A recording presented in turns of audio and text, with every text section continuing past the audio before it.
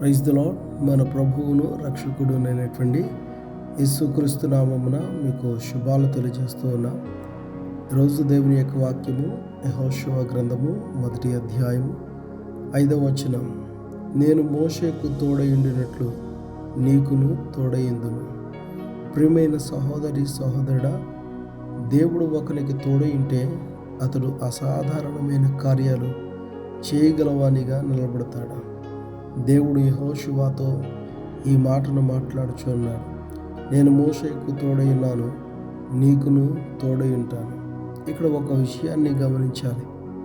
మోషే దేవుణ్ణి ఎన్నుకోలేదు, కానీ దేవుడే మోషేని ఎన్నుకున్నాడు, ఏర్పరచుకున్నాడు. అదే రీతిగా యెహోషువను కూడా దేవుడే ఏర్పరచుకున్నాడు.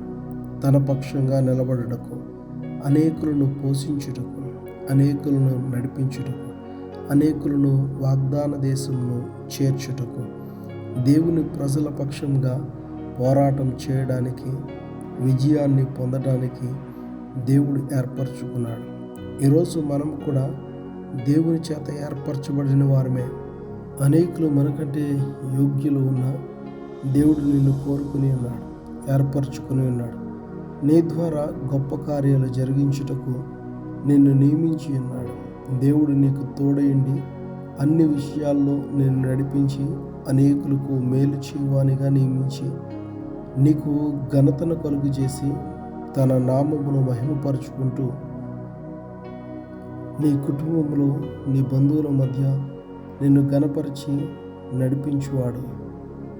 నీ ఇంటి వారిని పోషించుటకు, సంరక్షించుటకు, సమస్తమును సమకూర్చుటకు దేవుడు నీకు తోడై ఉన్నాడు.